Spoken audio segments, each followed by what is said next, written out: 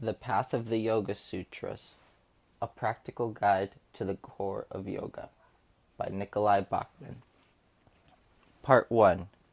Key Principles. Chapter 7. Vairagya, Non-Attachment to Sensory Objects. The secret of happiness lies in the mind's release from worldly ties. The Buddha.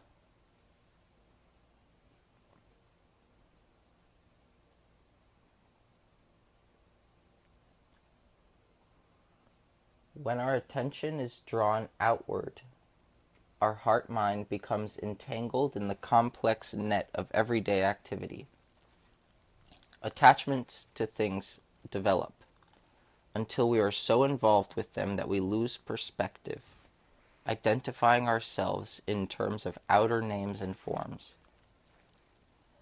As we slow down and turn inward, connecting with our inner light of awareness that quietly watches everything happening, we naturally lose interest in external, transient objects.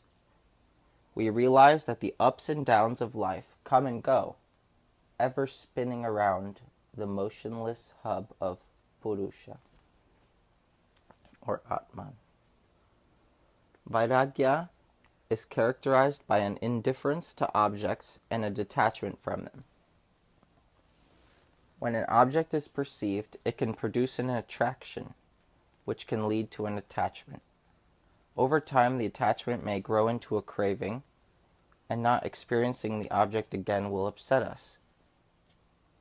If we are unaffected by the presence or absence of something, then Vairagya is happening. For example, you climbed to the top of the corporate ladder and became attached to the power, control, and money that came with it. Then the company was bought out and you lost your position. If you had become attached to the image of yourself as powerful, you might feel lost at sea without your job.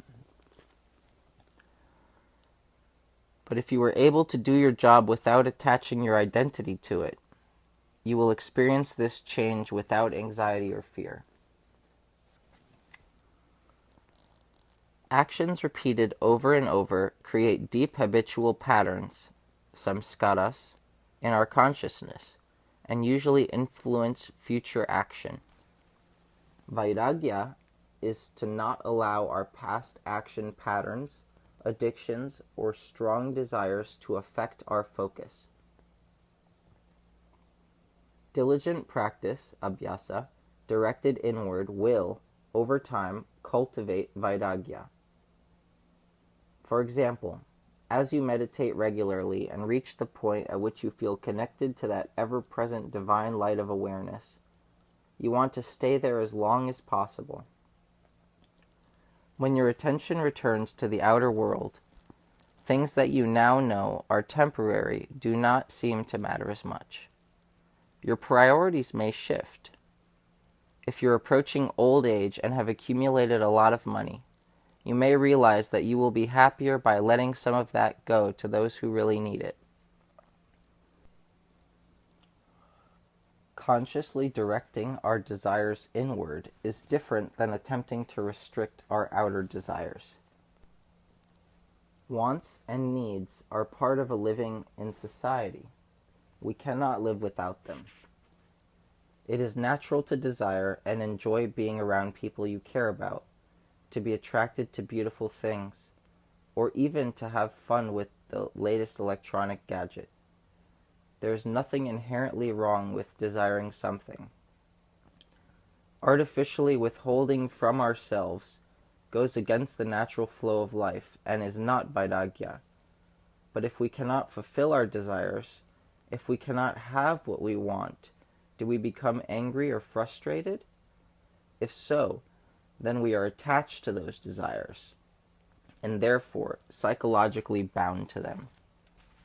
Vairagya is a place where we are okay either way, whether or not our desires are satisfied. The inner contentment that grows from connecting to our inner light of awareness makes us not care as much about our outer desires. When our primary desire is to experience the divinity within, then external objects lose their appeal. The process of Vairagya occurs in stages.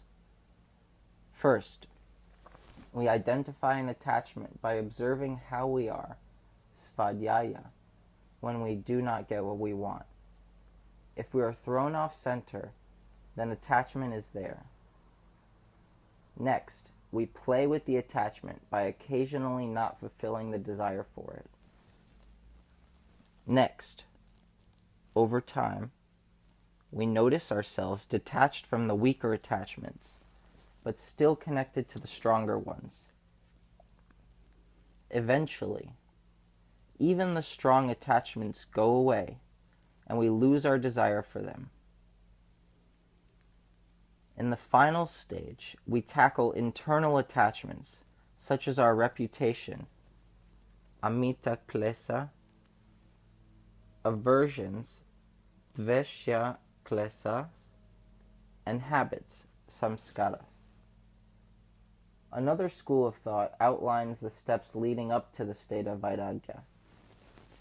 First, as our desire turns inward, outer desire becomes less tempting.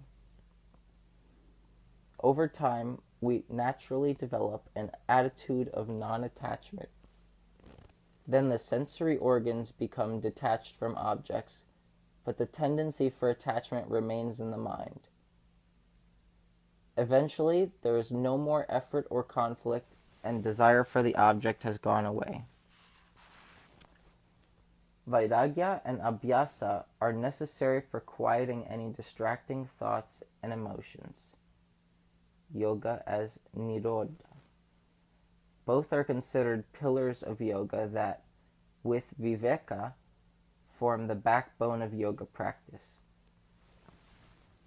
During meditation, abhyasa is the effort exerted to stay on the point of focus, while vairagya pulls our wandering attention back to the focus. For example, let's say you are meditating. You begin to focus on your chosen object. After a few seconds or minutes, those pesky little vrittis distract you and carry your attention elsewhere. At some point, you become aware that you are in vritti land and bring yourself back to the focus. This awareness can be considered vairagya. Vairagya is not a struggle with desires, but the result of an enduring abhyasa that naturally leads to a disinclination toward worldly desires. The goal is to keep our heart-mind focused on the inner light of awareness that is inside of us and all other sentient beings. The more our attention is there, the happier we are. Letting go of outer attachments unloads a burden that is weighing us down and keeping us from experiencing the freedom that is yoga. Thoughts. Attachment to that which inevitably changes causes suffering.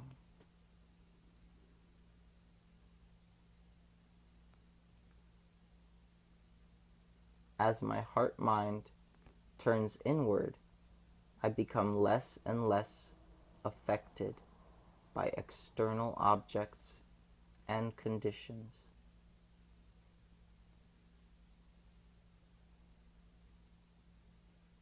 I will be deeply content when I do not depend on material things to make me happy.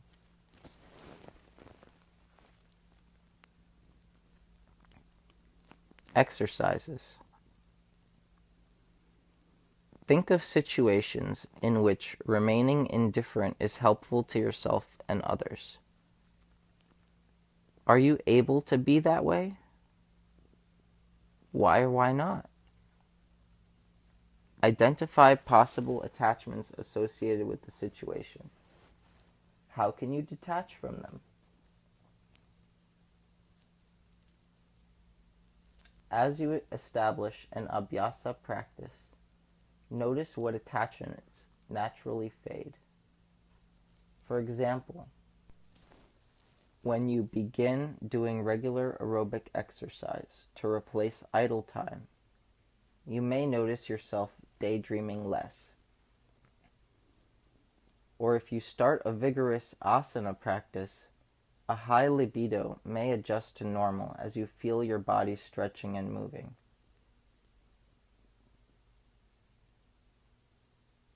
Sit quietly and meditate. Notice the path of your attention as it moves toward and away from the point of focus. Making a list of to-dos beforehand may help reduce the amount of time your mind wanders. End of chapter 7.